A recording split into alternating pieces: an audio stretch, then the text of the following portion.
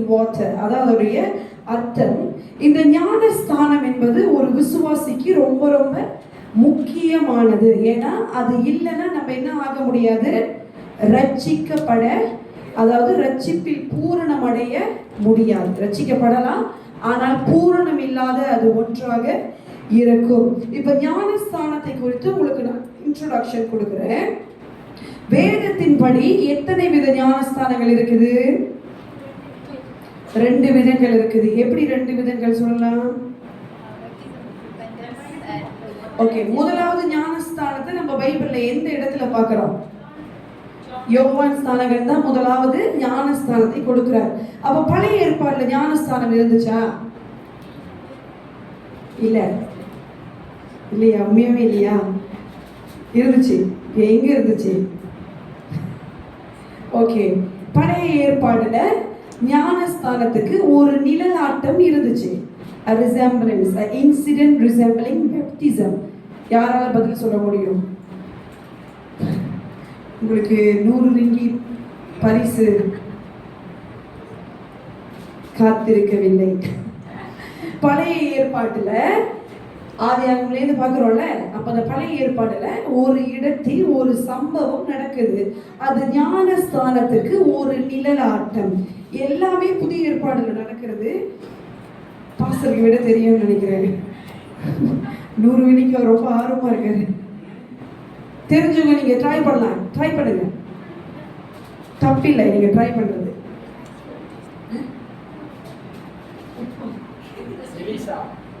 Elisha குஷ்டரோகிய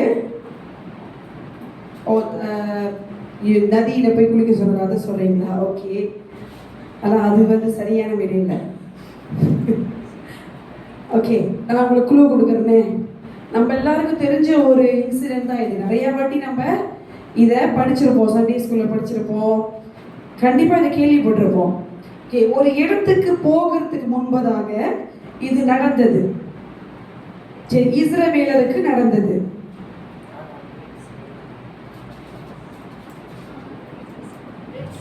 S aunty, இப்போ 100. Okay, red C, crossing the red C. இது எப்படி நீங்க சொல்லலாம்னு கேட்டீங்கன்னா, இதோடைய வசனத்தை வாசிங்கள். 1 கொரிந்தியர் 10:2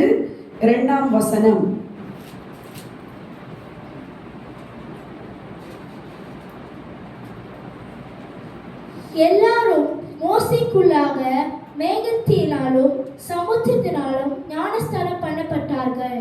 அல்லேலூயா. அப்ப பழைய ஏற்பாடுல எங்க இருந்துச்சு ஞானஸ்தானம்? மோசே நடத்தி கொண்டு ஜனங்களை போகிறார். அப்ப இந்த மோசே இப்ப யாரு? உங்களுடைய ஊழியர்காரர்கள். அங்க நீங்க பாத்தீங்கன்னா வசனம் சொல்லுகிறது, மேகத்தினாலும் சமுத்திரத்தினாலும் என்ன பண்ணப்பட்டார்களா? ஞானஸ்தானம் பண்ணப்பட்டார்கள். அப்ப இந்த இஸ்ரவேலர்கள் எகிப்திலிருந்து வெளியாகி பார்வோனிலிருந்து தப்பிக்கும் போது கர்த்தர் அங்க ஒரு ஞானஸ்தானத்தை, நிழலாட்டத்தை கொடுக்கிறார். எப்படி? கடல் 2ஆக பிளந்துச்சு, கடல் ஊடுருவி அவங்க வெளியே வந்தாங்க. அப்ப இது எதை குறிக்கிறது? நான் உங்களுக்கு அடுத்து 3 காரியங்களை ஞானஸ்தானம் ஏன் முக்கியம் என்பதை உங்களுக்கு நான் தெளிவுபடுத்தும் போது இந்த வசனத்தை மீண்டும் உங்களுக்கு நான் சொல்லுகிறேன்.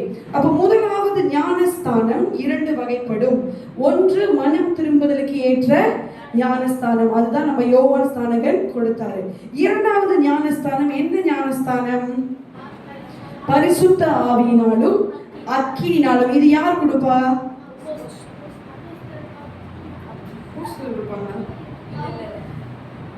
ஓகே, அதை நான் உங்களுக்கு அடுத்த பாயிண்ட்ல வரேன், இது யார் கொடுப்பா என்று.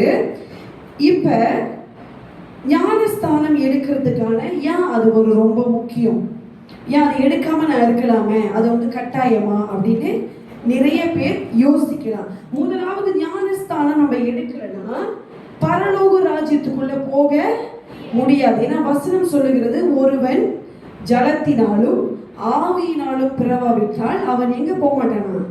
பரலோக ராஜ்யத்துக்குள் பிரவேசிக்க முடியாது. அப்ப ஏன் விசுவாசிகள் ஆனவன ஞானஸ்தானம் எடுங்க அப்படின்னு நம்ம சபை வலியுறுத்துறோம்னா இதுதான் காரணம். அப்பதான் நம்ம பரலோக ராஜ்யத்துக்கு போக முடியும். அந்த இடத்துல பாத்தீங்கன்னா ஜலத்தினால், அதுதான் தண்ணீரெல்லாம் நம்ம எடுக்கிற ஞானஸ்தானம். அப்ப ஆவியினால் ஒரு ஞானஸ்தானம் உண்டு. அதை நான் உங்களுக்கு பிற்பாடு விளக்குகிறேன். ஓகே, இப்ப ஞானஸ்தானம் என்பது முதலாவது நீங்கள் ஒரு சபைக்கு அங்கத்தினர்களாய் மாறுகிறீர்கள். எழுதிக் கொள்ளுங்கள். 3 காரணங்கள் ஏன் நம்ம ஞானஸ்தானம் எடுக்க வேண்டும். முதல் காரணம், நீங்க ஞானஸ்தானம் எடுக்கும் போது கிறிஸ்துவின் சபைக்கு உட்பட்டவர்களாய் நீங்க மாறுகிறீர்கள். முதலாவது நீங்கள் இயேசுவை விசுவாசித்த பிறகு நீங்க ஞானஸ்தானம் எடுத்தீங்கன்னா ஒரு சபைக்கு என்ன மாறுறீங்க? மெம்பரா மாறுறீங்க. விசிட்டர் இல்ல, விசிட்டர்னா வந்துட்டு போறது அந்த மாதிரி தான். பட் மெம்பர்னா அந்த குடும்பத்துல நீங்க ஒரு அங்கத்தினரா மாறுகிறீங்க. அப்ப அந்த சபை என்ன செய்யும்? சபை உங்களுடைய தனிப்பட்ட வாழ்க்கை, குடும்ப வாழ்க்கையில சபை கலந்து கொள்ள முடியும். அதே போலதான் நீங்களும் சபைக்கு கீழ்ப்படிந்து உட்பட வேண்டும். சபையின் உபதேசங்களுக்கும் சட்ட திட்டங்களுக்கும் நம்ம என்ன செய்யணும்? உட்பட வேண்டும். 2வது காரணம் நடத்திப்பு.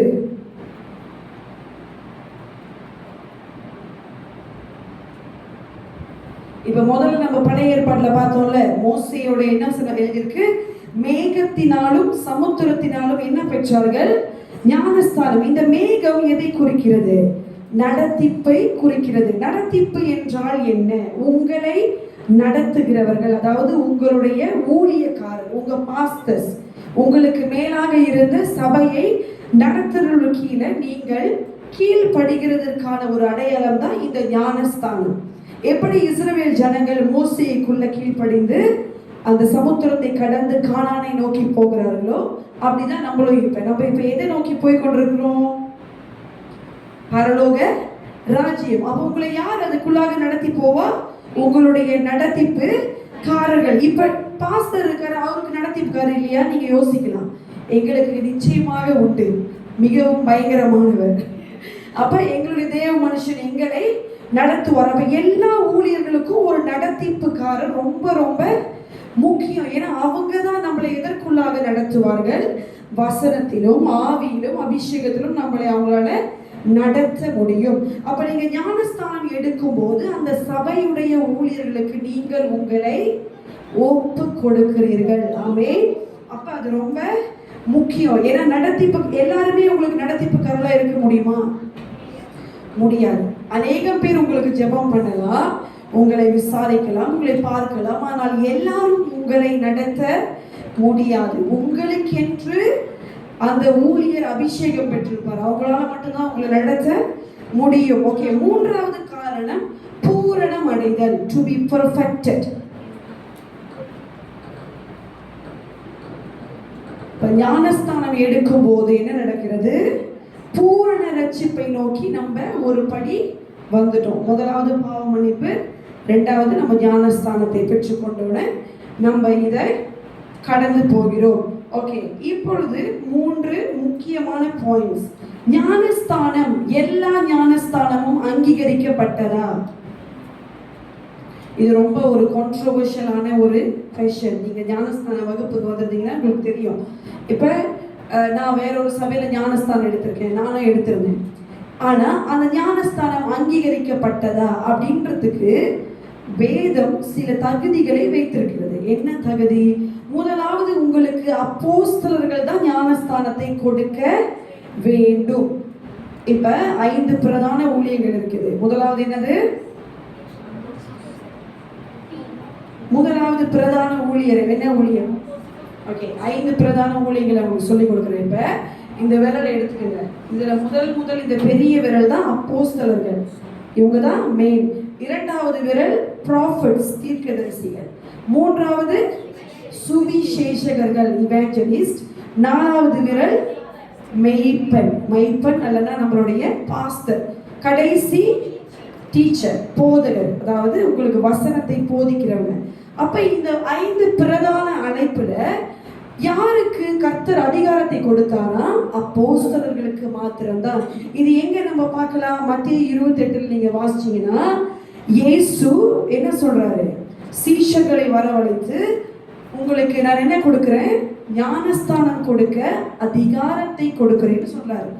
அப்ப ஞானஸ்தானம் நம்ம அப்போஸ்தலர் அல்லாதவங்க கையில பெற்றிருந்தோமா? அது அங்கீகரிக்கப்பட்டதா? இல்லை, வேதத்தின்படி இல்லை. அப்ப ஆனா அதனால நம்மளுடைய போதகர் அதிகாரம் இல்லை அப்படின்னு நம்ம சொல்ல முடியாது. அவர் உங்க நடத்திப்புக்காரர். ஆனால் அப்போஸ்தலர்களுக்கு தான் இந்த அதிகாரம் கொடுக்கப்பட்டது. ஏன்னா இந்த சீஷர்கள் தான் யாரா மாறினார்கள்? அப்போஸ்தலர்களாக மாறினார்கள். ஓகே, இரண்டாவது, எங்கே இந்த ஞானஸ்தானம் எடுக்க வேண்டும்? ஸ்விம்மிங் பூல் இல்ல சும்மா ஒரு வாளி வச்சு அப்படி கலையில ஊற்றி ஞானஸ்தானம் எடுத்து அந்த மாதிரி முடியுமா? இல்ல தண்ணி தெளிச்சு ஞானஸ்தானம் முடிஞ்சிருச்சு, முடியாது. என்ன பண்ணணும்? ஓடுகிற தண்ணீர், அதாவது கடல் இல்லைன்னா நதி, இப்படிப்பட்ட ஒரு நீர் வீழ்ச்சிருக்கல, அந்த தண்ணி ஓடிக்கிட்டே இருக்கும். இதுலதான் நம்ம ஞானஸ்தானத்தை வேதத்தின்படி எடுக்க வேண்டும். நம்ம அநேக காரியங்களை பார்க்கிறோம். இப்ப பார்த்தா ஸ்விம்மிங் பூல் எல்லா சபையிலுமே கட்டியிருக்காங்க. அப்படிதான் நம்மளும் ஏற்கனவே எடுத்துருப்போம். அப்ப அந்த ஞானஸ்தானம் வேதத்தின் வசனத்தின்படி அங்கீகரிக்கப்படாத ஒன்று. அடுத்து, எப்படி எடுக்க வேண்டும் ஞானஸ்தானம்? முழுகிதான் அதை எடுக்க வேண்டும். வேதத்துல நீங்க மார்க் 1:10 அதை வாசிக்கலாம், எழுதி கொள்ளுங்கள். முதலாவது அப்போஸ்தலர் கையில எடுக்கணும். ரெண்டாவது எங்க எடுக்கணும்? ஓடுகிற ஜலத்தில், அதாவது தண்ணீர்ல எடுக்கணும். மூன்றாவது முழுகிதான் எடுக்கணும். அப்ப தெளிக்கிறதுலாம் ஞானஸ்தானமா? இல்ல. வசனத்தின்படி நீங்க ஒரு அப்போஸ்தலரால ஒரு கடலா இல்ல ஒரு நதிக்கா போய் நீங்க முழுகி எடுக்கிறது தான் ஒரு அங்கீகரிக்கப்பட்ட ஞானஸ்தானம். அடுத்து, குழந்தை ஞானஸ்தானம் செய்யலாமா? செய்யக்கூடாதா?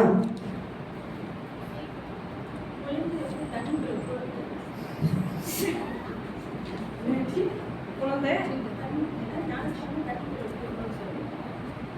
ஆனா இப்ப தெளிக்கிறாங்களே, ஒரு போர்டுல தண்ணி எடுத்துட்டு பேபி பிடிச்சி தெளிச்சுட்டு ஐ பெப்டைஸ் யூ. பார்த்ததே இல்லையா நீங்களா? ரொம்ப நல்ல பார்த்ததே இல்லையா? பார்த்துருக்கீங்க? குழந்தைக்கு ஞானஸ்தானம் இது வேதத்தின்படி முரணான ஒன்று. பைபிள்ல எந்த இடத்துலயுமே குழந்தைக்கு ஞானஸ்தானம் நடக்கல. ஓகே, எத்தனை வயசு இருக்குன்னா 12 வயதுக்கு மேற்பட்டவர், 12 வயது ஆன அவங்களால தான் சத்தியத்தை விளங்கி கொள்ள முடியும். ஓ, இயேசுதான் ரட்சகர் அப்படின்னு அவங்க இருதயத்துல ஏற்றுக்கொள்ள. ஒரு குழந்தைக்கு அதை நம்ம போய் போதிக்க முடியாது. அப்ப அது ஞானஸ்தானம் அல்ல. ஓகே, அடுத்தது, ஞானஸ்தானம் என்பது எல்லா நீதியையும் நாம் நிறைவேற்றுவது. இததான் யோவான் ஸ்நானகர் இயேசுவை பார்த்து சொல்லுவார். இயேசு ஞானஸ்தானம் எடுத்தாரா? ஏன் எடுத்தாரு?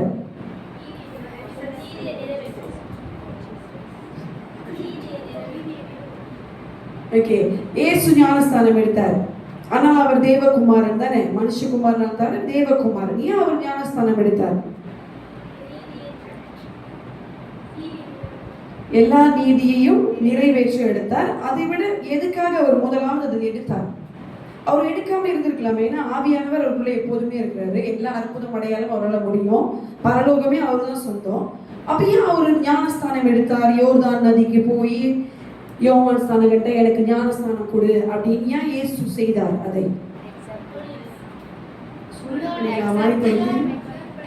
ஒரு மாதிரியை வைத்து போனார். ஒரு உதாரணம் என்ன காட்டினார் நம்மள்ட்டனா?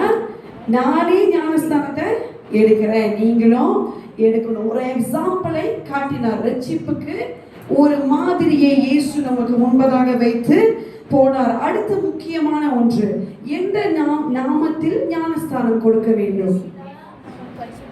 இயேசுவின் நாமத்தில்.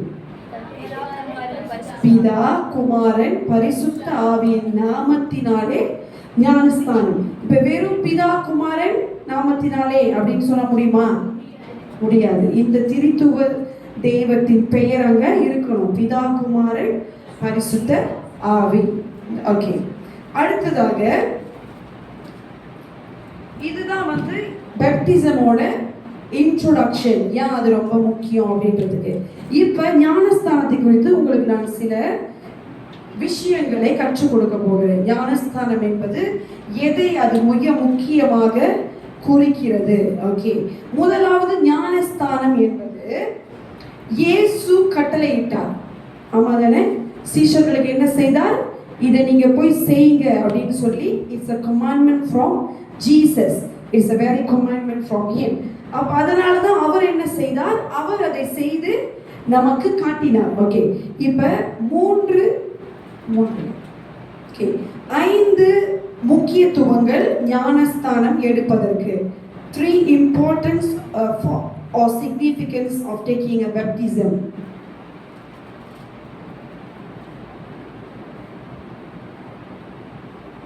ஓகே, எழுதிட்டீங்கன்னா வாசிங்கள். ரோமர் 6ஆம் அதிகாரம் வசனம் 3 - 5.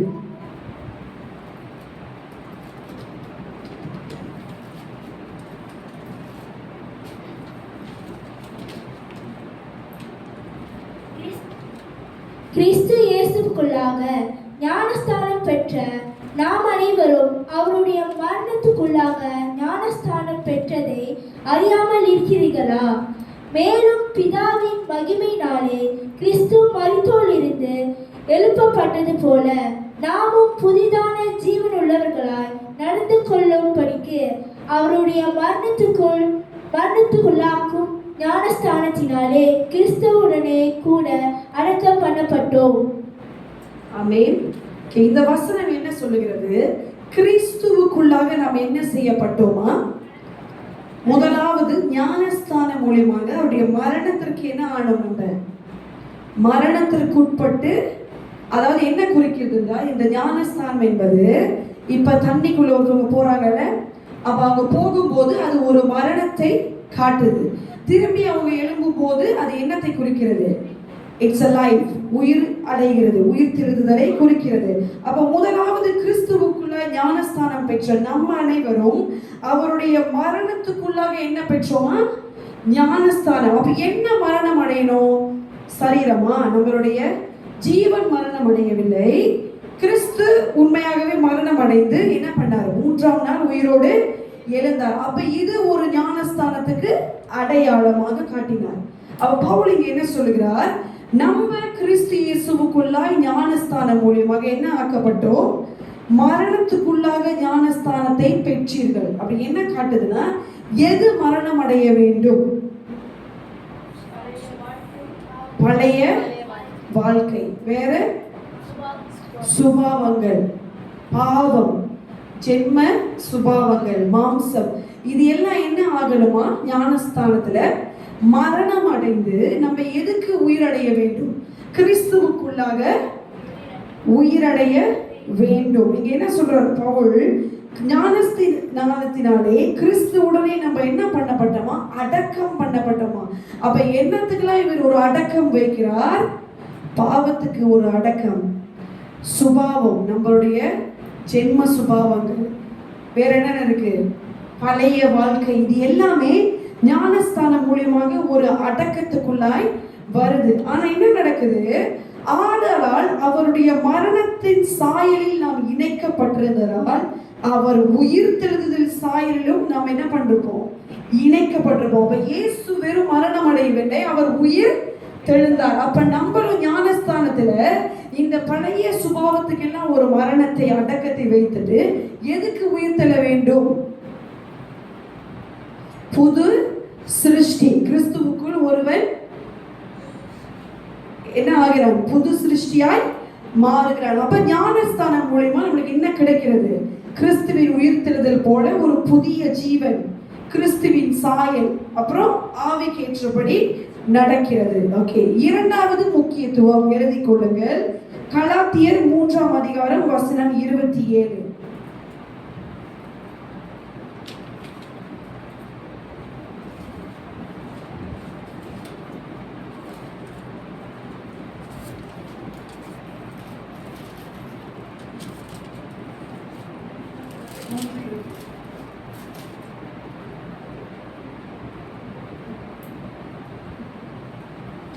ஆகையால் விசுவாச மாற்றத்தார்கள் எவர்களோ அவர்களே ஆபிரகாமின் பிள்ளைகள் என்று அறிவீர்களாக.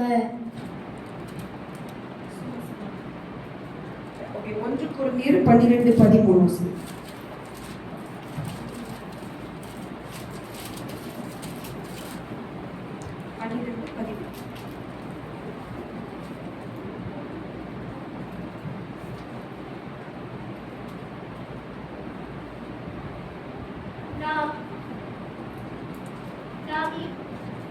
நாம் யூதராயினும் கிரேக்கராயினும் அடிமைகளாயினும் சுயாதீனராயினும் எல்லாரும் ஒரே ஆவியினாலே ஒரே சரீரத்துக்குள்ளாக ஞானஸ்தானம் பண்ணப்பட்டு எல்லாரும் ஒரே ஆவிக்குள்ளாகவே தாகம் தீர்க்கப்பட்டோம்.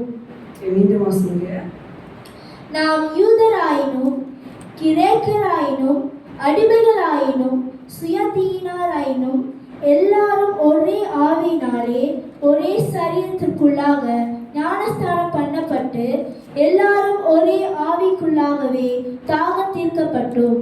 ஆமென். இந்த வசனம் என்னத்தை குறிக்கிறது? ஞானஸ்தானம் மூலமாக நம்ம எல்லாரும் என்ன ஆக்கப்பட்டோம்? ஒரே ஆவியினாலே தாகம் தீர்க்கப்பட்டோம் என்று வசனம் சொல்கிறது. என்னத்தை குறிக்கிறது?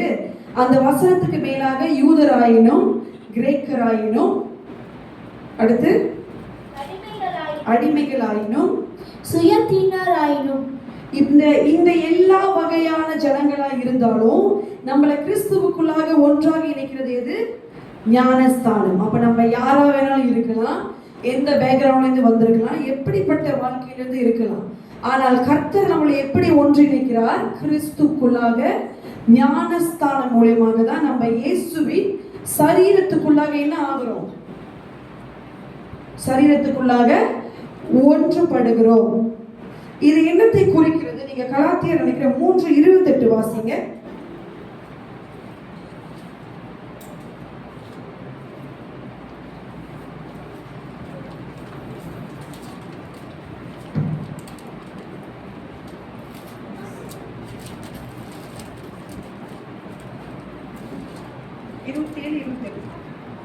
ஏனெனில் உங்களில் கிறிஸ்துவுக்குள்ளாக ஞானஸ்தானம் பெற்றவர்கள் எத்தனை பேரோ அத்தனை பேரும் கிறிஸ்துவை தரித்து கொண்டீர்களே. யூதர் என்றும் கிரேக்கர் என்றும் இல்லை, அடிமை என்றும் சுயாதீனன் என்றும் இல்லை, ஆண் என்றும் பெண் என்றும் இல்லை, நீங்க எல்லாரும் கிறிஸ்து இயேசுவுக்குள் ஒன்றாயிருக்கிறீர்கள். ஆமென். அப்ப நம்ம என்ன ஆகிறோம்? கிறிஸ்துவுக்குள்ளாக ஒன்றாக ஆகிறோம். ஆண் பெண் என்ற வேறுபாடு இல்லை. வேற என்ன வேறுபாடு இல்லை? எந்த மதம், இனம், ஜாதி, ஜனத்தார், யூதர், எந்த பாஷை பேசுறவர்களா இருந்தாலும் இவர்கள் எல்லாரையும் ஒன்றாய் இணைக்கிறது எது? ஞானஸ்தானம். அது மாத்திரமல்ல, 27 வசனத்தை பார்த்தா, உங்களில் கிறிஸ்துவுக்குள்ளாக ஞானஸ்தானம் பெற்றவர்கள் எத்தனை பேரோ அத்தனை பேரும் கிறிஸ்துவை தரித்து கொண்டிருக்கிறீர்கள். தரித்து கொண்டதுன்னா என்னது? கிறிஸ்துவை ஏற்றுக்கொண்டு, அது தரித்து கொள்றது இன்னொரு அர்த்தம் என்றால் அவரை நம்ம அணிந்து கொள்றது. ஏற்றுக்கொள்றது இருதயத்துல மாத்திரமல்ல, நம்மளுடைய லைஃப்லயும் இயேசு தெரிவார். மற்றவங்களுக்கு என்ன, நம்ம எப்படி இருப்போம்? ஒரு சாட்சியாக இருப்போம். கிறிஸ்துவை தரித்து கொண்டவர்கள்னா அவர்கள் மாம்சத்தின்படி நடக்கிறவர்களா அல்ல, ஆவியின்படி நடக்கிறவர்கள். அது மாத்திரம் இந்த இடத்துல குறிப்பிடப்படல. ஞானஸ்தானம் மூலியமாக நாம் ஒன்றாக ஆகிறோம்னு சொல்றாங்க. அப்ப அது ஒரு சபையை குறிக்கிறது. ஒரு சபையில பல தரப்பட்ட ஜனங்கள் இருப்பாங்க, பல பாஷைக்காரர்கள் இருப்பாங்க, பல பேக்ரவுண்ட்ஸ்ல இருந்து இருப்பாங்க. எல்லாருக்கும் ஒரே அழைப்பா? எல்லாரும் அப்போஸ்தலர்களா? இல்லை. எல்லாரும் போதகர்களா? இல்லை. எல்லாருக்கும் ஒரு தனிப்பட்ட அழைப்பு. They have an individual function in the body of Christ. அப்ப இந்த ஞானஸ்தானம் மூலமா நம்ம என்ன ஆகிறோம்? Although we are different, நம்ம வேற மாதிரி இருந்தாலும் ஒன்றாக இணைக்கப்படுகிறோம். அதனாலதான் சபையில ஒரு மனம் என்பது ரொம்ப முக்கியம். ஏன்னா அப்பதான் பரலோக ராஜ்யம், தேவராஜ்யத்தை பூமியில நம்ம என்ன பண்ண முடியும்? கட்ட முடியும். நம்மளுக்கு டிஃப்ரெண்ட் அழைப்பு இருந்தாலும் நம்ம எல்லாருடைய மெயின் கோல் எது? தேவராஜ்யத்தை கட்டுகிறது. ஆத்துமாக்களை ஆதாயம் பண்ணி ரகசிய வருகையிலே எடுத்துக்கொள்ளப்படுறது தான் நம்மளுக்கு ரொம்ப முக்கியமான ஒன்று. அப்ப அதுதான் நம்மளை என்ன செய்கிறது? கிறிஸ்துவுக்குள்ளாக ஒன்றாக இணைக்கிறது. ஓகே, மூன்றாவது, ஞானஸ்தானம் என்பது ஒரு விசுவாசியின் கீழ்ப்படிதலை காட்டுகிறது. It's an act of obedience. எழுதி கொள்ளுங்க.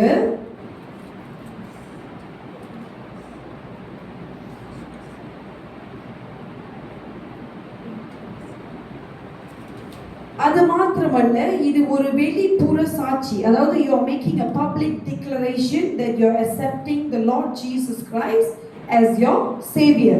அப்ப இது என்னத்தை காட்டுது? நம்ம ஞானஸ்தானத்துக்குள்ளாக போகும்போது நம்ம ஒரு சாட்சியை காட்டுறோம் மற்ற ஜனங்களுக்கு. நான் இயேசுவை ஏற்று கொண்டேன். இதுக்கு மேல நான் யாருக்கு சொந்தம்? இயேசுவுக்கு தான் நான் சொந்தம். ஏன்னா நான் அவருடைய வசனத்துக்கு கீழ்ப்படிஞ்சு I submit or commit myself as an act of obedience to partake in the baptism. Hallelujah. அது மாத்திரமல்ல, இந்த ஞானஸ்தானம் ரட்சிப்புக்கு ரொம்ப க்ளோஸான ஒரு காரியம். ஏன்னா முதலாவது நான் சொன்னேன்ல, இப்போ ஒருவன் ரட்சிக்கப்பட என்ன செய்யணும்? இயேசுவை விசுவாசிக்கிறோம். விசுவாசிச்சா மாத்திரம் போதுமா? இல்ல. ஓகே, அப்போஸ்தலர் 2:41 வாசிங்களேன்.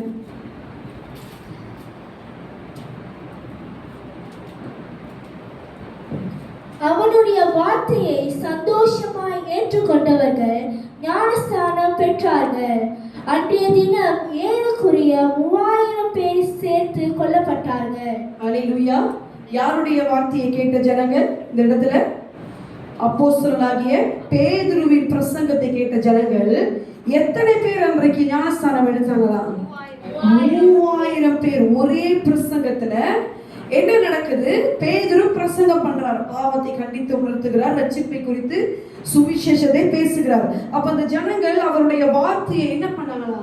சந்தோஷமா ஏற்றுக்கொண்ட பிறகு ஏற்றுக்கொண்டு வீட்டு திரும்பிட்டாங்களா? இல்ல.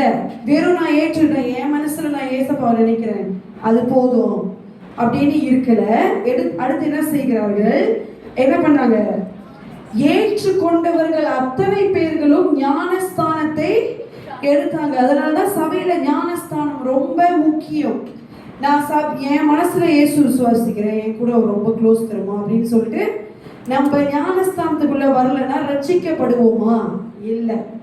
அதனாலதான் ரொம்ப ரொம்ப முக்கியமான ஒரு டாபிக். அவங்க என்ன பண்றாங்க? அந்த இடத்துல 3000 பேர் அன்று சபையில சேர்த்து கொள்ளப்பட்டார்கள். எவ்வளவு ஒரு மிகப்பெரிய சாட்சி, ஒரு பெரிய அற்புதம் நடந்தது பேதுருடைய. அப்ப எதை குறிக்கிறது? நான் மனதளவில் விசுவாசிச்சா மட்டும் பத்தாது. நான் இயேசு விசுவாசிக்கிறேன், எனக்கு இயேசு பிடிச்சிருக்கு அப்படின்னு மட்டும் நான் சபைக்கு மட்டும் வரேன் அப்படி அல்ல. அடுத்து என்ன செய்யணும்? ஞானஸ்தானத்துக்கு நம்மளை ஒப்பு கொடுக்க வேண்டும். ஆனா இந்த இடத்துல பாருங்க, இந்த ஜனங்கள் எப்படிப்பட்டவர்கள்? உடனே அவர்கள் ஞானஸ்தானம் பெற்றார்கள். இது அடுத்த பாயிண்ட்ல நான் உங்களுக்கு விளக்குறேன். அப்ப ஞானஸ்தானம் எப்பொழுதுமே எப்படி வரும்? முதல் படி விசுவாசம், இரண்டாவது என்னது? ஞானஸ்தானம். இதே நீங்க வாசிச்சீங்கன்னா அப்போஸ்தலர் 16ஆம் அதிகாரம் வசனம் 14 - 15 படிங்க.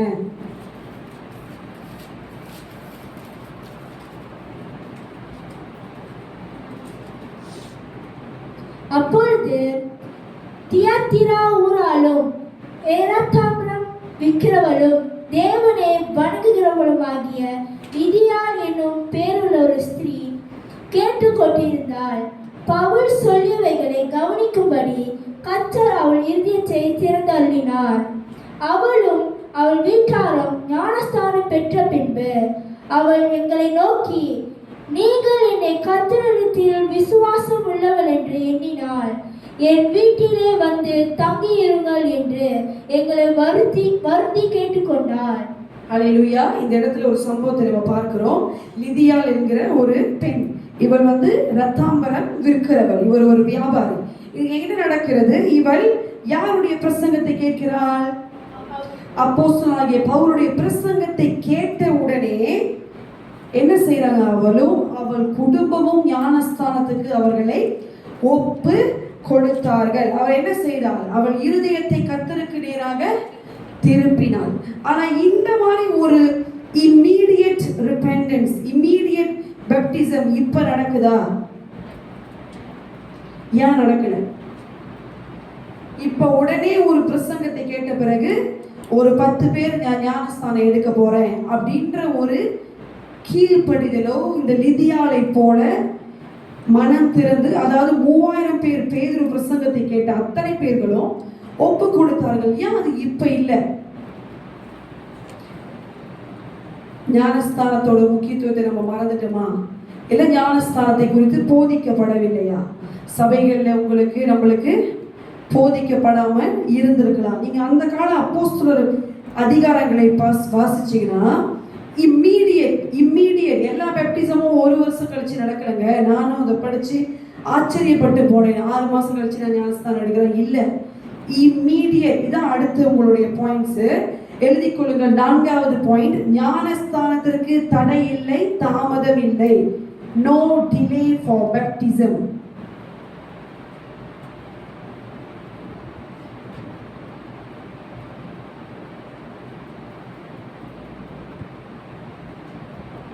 ஓகே, இதை நீங்க அப்போஸ்தலர் 8ஆம் அதிகாரத்துக்கு திருப்பிக் கொள்ளுங்கள். வசனம் 35 38. இங்க ஒரு எத்தியோப்பியருடைய மந்திரியை குறித்து நம்ம வாசிக்கிறோம். பிலிப்பு என்ற சுவிசேஷகர் என்ன செய்யறாரு? அவருக்கு இயேசுவை குறித்து பிரசங்கம் பண்றாரு. அவர் பண்ணி முடித்த பிறகு அந்த மந்திரி என்ன சொல்றாருன்னு நீங்க வாசிங்க. அப்போஸ்தலர் 8 வசனம் 37 வாசிங்களேன். அதற்கு பிலிப்பு, நீ முழு இருதயத்தோடும் விசுவாசித்தால் தடையில்லை என்றான். அப்பொழுது அவன் 36. இவ்விதமாய் அவர்கள் வழி நடந்து போகையில் தண்ணீர் உள்ள ஒரு இடத்திற்கு வந்தார்கள். அப்பொழுது மந்திரி, இதோ தண்ணீர் இருக்கிறதே, நான் ஞானஸ்தானம் பெறுகிறதற்கு தடை என்ன என்றான். அதற்கு பிலிப்பு, நீ முழு இருதயத்தோடும் விசுவாசித்தால் தடையில்லை என்றான். அப்பொழுது அவன், இயேசு கிறிஸ்துவை தேவனுடைய குமாரன் என்று விசுவாசிக்கிறேன் என்று சொல்லி ரதத்தை நிறுத்த சொன்னான். அப்பொழுது பிலிப்பும் மந்திரியும் ஆகிய இருவரும் தண்ணீரில் இறங்கினார்கள். பிலிப்பு அவனுக்கு ஞானஸ்தானம் கொடுத்தான். அல்லேலூயா. இந்த இடத்துல இந்த எத்தியோப்பிய ஒரு மந்திரி இங்க இருக்காரு. இவர் என்ன பண்றாரு? தண்ணீரை பார்த்தோன்னே பிலிப்பிட சொல்றாரு, இதான் தண்ணீர் இருக்குது, ஞானஸ்தானம் எடுக்க என்ன தடை? தடை இல்லை. அப்ப பிலிப்பு என்ன சொல்றாரு? நீ இயேசுவை உண்மையா ஒரு ரட்சகரா விசுவாசிக்கிறியான்னு ஒரு கேள்வியை அவர்கிட்ட கேட்கிறார். அப்ப இங்க என்ன குறிக்கிறது? ஞானஸ்தானம் எடுக்கிறவர்கள் முதலாவது இயேசுவை தன் சொந்த ரட்சகராக ஏற்றுக்கொள்ள வேண்டும். அதற்கு தான் இதை விட ஏன் இப்பொழுது உடனடியா ஞானஸ்தானம் நடக்கலைன்னா, அந்த விசுவாசி என்ன பண்ணணும்? இயேசுவை தன் சொந்த ரட்சகராக ஏற்றுக்கொண்ட உடனே பிலிப்பு என்ன சொல்றாரு? அவருக்கு ஞானஸ்தானத்தை கொடுக்கிறார். அப்ப ஒரு புது விசுவாசி ஞானஸ்தானம் எடுக்க தாமதிக்கலாமா? இயேசுவை அவங்க ரட்சகராக ஏற்றுக்கொண்ட பிறகு தாமதம் அங்க இருக்க கூடாது. நீங்க அப்போஸ்தலர் 10 47 48 வாசிங்களேன்.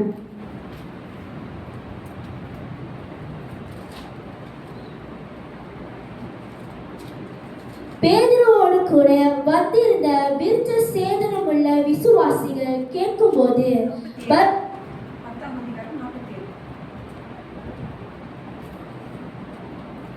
அப்பொழுது பேதுரு, நம்மை போல பரிசுத்த ஆவியை பெற்ற இவர்களும் ஞானஸ்தானம் பெறாதபடிக்கு எவனாகிலும் தண்ணீரை விலக்கலாமா என்று சொல்லி கர்த்தருடைய நாமத்தினாலே அவர்களுக்கு ஞானஸ்தானம் கொடுக்கும்படி கட்டளையிட்டான். அப்பொழுது சில நாள் அங்கே தங்கும்படி அவனை வேண்டிக் கொண்டார்கள். அல்லேலூயா. பேதுரு என்ன சொல்றாரு? பரிசுத்த ஆவியை பெற்ற இவர்கள் ஞானஸ்தானத்தை பெறாதபடிக்கு எவனாகிலும் தண்ணீரை விலக்கலாமா? அப்ப ஞானஸ்தானம் ஒரு விசுவாசி எடுக்க யாராவது தடையாக இருக்கலாமா? இருக்க கூடாது. அவங்களுக்கும் ஆண்டவருக்கும் உள்ள அது ஒரு இட்ஸ் அ கவனன்ட். அவங்க குடும்பமோ அவங்க கூட பிறந்தவங்களோ யாருமே அதற்கு என்ன வரக்கூடாது? தடையாக இருக்கவே கூடாது. தான் அந்த இடத்துல சொல்றாரு, ஞானஸ்தானம் பெற எவனாகிலும் தண்ணீரை என்ன செய்யக்கூடாது? விலக்க கூடாது. அப்ப it's immediate act of obedience. அதுக்கு ஒரு தாமதமே அந்த இடத்துல இல்லை. நீங்க புதிய ஏற்பாடுல வாசிச்சீங்கன்னா எல்லாருமே உடனடியா அப்போஸ்தலர் பவுல் அனனியாட்ட போறாரு. அவர்கிட்ட தங்கி இருக்கணும். அனனியா அவரை பார்த்து சொல்றாரு. இதை நீங்க 22:16 வாசிங்களேன்.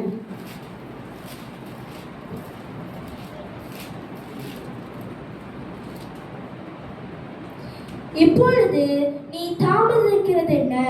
நீ எழுந்து கர்த்தருடைய நாமத்தை தொழுது கொண்டு ஞானஸ்தானம் பெற்று உன் பாவங்களை போக்க கழுவப்படு என்றார். அல்லேலூயா. என்ன கேள்வி கேட்கிறார்? இப்பொழுது நீ தாமதிக்கிறது என்ன? யார் அவர் அந்த தாமதத்தை குறித்து பேசுறாங்கன்னா